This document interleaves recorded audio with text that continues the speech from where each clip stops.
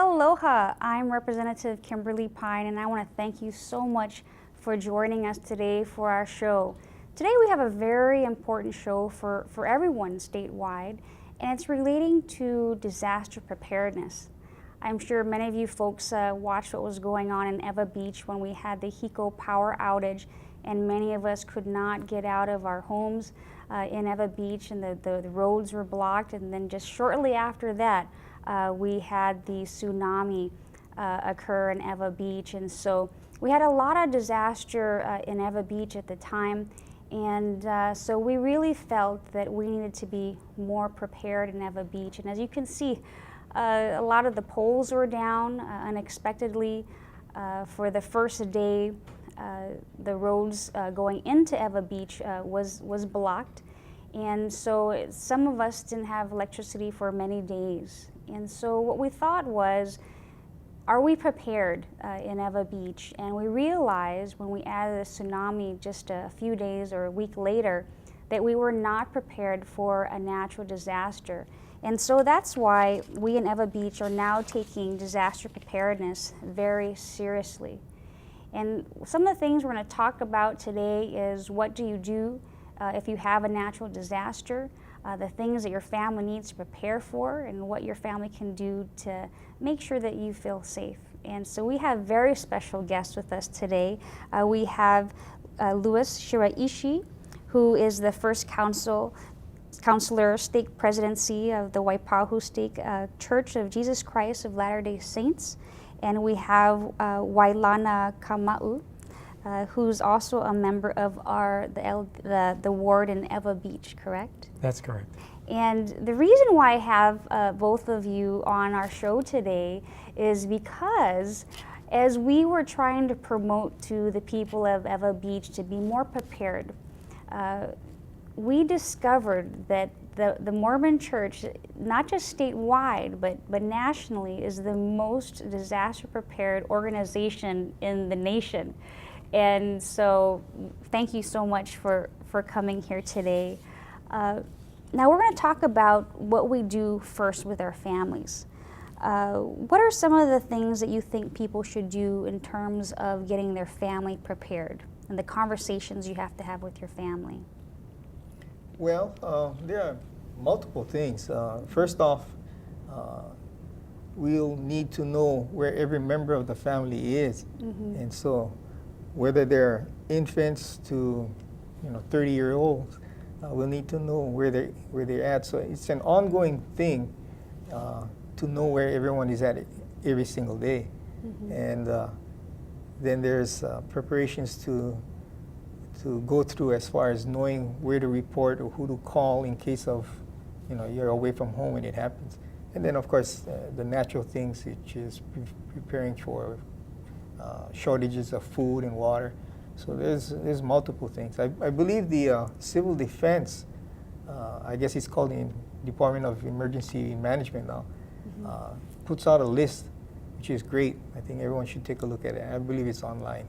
Great. And families are the most, I would say, the critical part of emergency preparedness, whether it's in the community or whether it's in the state or even larger.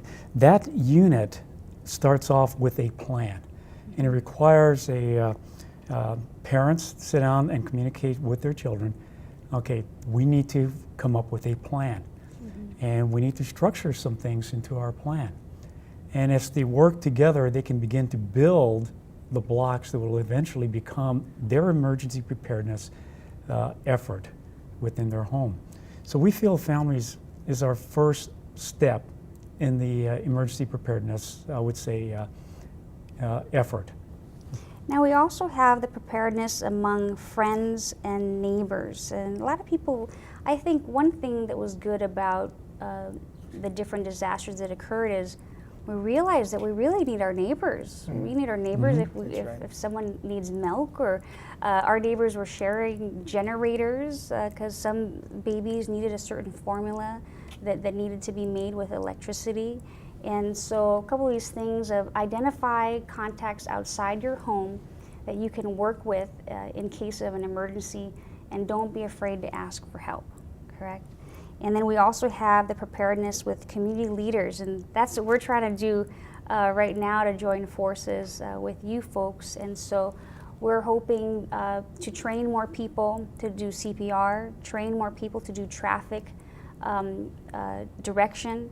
One of the things that wasn't occurring in Eva Beach that first day is we got 60,000 people and dozens of traffic lights, and no police officers could spare the time because of other crimes going on in other areas to come and help us to direct traffic. And we realized, well, why do we have to wait for government to do that for us? And so we're going to start training Eva Beach residents. I just want to go real quick to a clip. We had the Emergency Preparedness Town Hall meeting in Eva Beach after, and this clip will show, so many people that came, and here we're showing it right now. I was so proud of the people of Eva Beach and Waipahu who took this so seriously. As you can see, there was hundreds of people there, and they came because they realized that they can no longer take for granted that someone else is going to come and save us. And I think that's what I love so much about what your church is doing is you believe, hey, you can't depend on that. You have to depend on yourselves and your family and each other. And so I think that's the direction that we're trying to take the rest of Eva Beach. And you can see through this show that we did, it showed all the tsunami areas around Tokyo. One of the biggest questions that was asked is, will we ever get a tsunami as bad as Japan? And the answer was no, because we aren't on a fault line like Japan is. But there is that one rare case that was on the Discovery Channel where the Big Island, the volcano erupted and part of it fell into the ocean. And as we know, that's a very rare case. And so a lot of people were very relieved to know that we're not going to have such a disaster like that. You know, I think the town hall meeting was valuable in the sense that it occurred immediately after an event. What happens is if you allow that to just put time in between the actual disaster and making efforts or taking efforts, people become a little bit more complacent and they get back into their lifestyles and everything. So by keeping that sense of urgency there in front of them, I think is very important. And then what we're doing, basically what we're doing is a saying from John F. Kennedy, okay, we're not relying on what the country can do. Ask not what your country can do for you, but ask what you can do for your country. Ask not what your community can do for you, ask what you can contribute to that.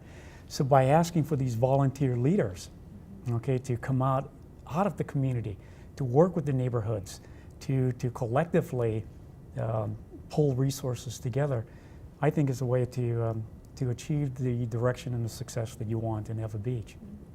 Now tell me what your church is doing. It just amazes me that every ward is prepared. You all already practice coordinating either evacuation events, and then you also have food storage in a main place so you can take care of other people. But each member is also encouraged to take care of that too? We have a central warehouse in Kalihi. We call it the Bishop's Storehouse. And it's here where we bring in food on a monthly basis. And food actually is used to help those less fortunate. But it's also designed so that in case of an emergency, a wide-scale emergency, the food is there that we can use to distribute. Of course, we know that we can't feed the whole island. And whatever we have stockpiled will not feed a whole community for very long.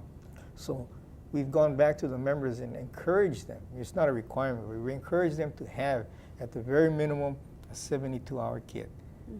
And if they can see to it, much more, 5-day, 3-month, a year, up to about a year. And so we've prepared, tried to prepare our members so that they're storing food and water to prepare. But not only that, it's generators and everything else that's required. And we do go through drills, and we having emergency fairs and activities where we encourage them to participate and learn a little bit more. See, that's just the basic. Here we're trying to organize everyone, and one of your members came up to me, Kim, everything you're talking about by church, we're doing now. And so I just think it's fantastic because you offer a good base for us statewide to get the public involved. And what all the leaders in the disaster preparedness areas have told me, it says, people think that we have these massive staffs, and I have a staff of 30 for the entire state. That's not going to be enough, and it will never be enough if you have a real disaster. Now, Wailana, let's talk about insurance. Okay. What we saw occurring in other areas, especially I know the Big Island got hit pretty bad, and possibly some homeowners didn't have the correct insurance. And as a former executive in the insurance industry, you know so much about this issue. Tell me what we're not getting covered for, most people. I think what's important is for everyone to evaluate what type of insurance policy they have. Now, for homeowners, there's two types. If you own a home and have a mortgage, you have to have a homeowner policy. That's just part of the plan. But do you know what that homeowner policy covers? What it does not cover, for example, you saw that in Kealakekua Bay, the house that was floating in the water. Okay, what covers that particular damage? A floating house. Okay? It's not covered by your normal homeowner policy. It's covered by flood. And that's a completely separate policy. If you don't have flood, you have no coverage. We've seen the same situation up by the volcanoes when there's an eruption or things like that. That's not covered by the normal homeowner policy, but it is covered by earthquake. So what is important is that they sit with their insurance professional, their agent, and this is part of their emergency preparedness. What do I have, and what do I need to have based on where I live? And sit down and get that evaluated.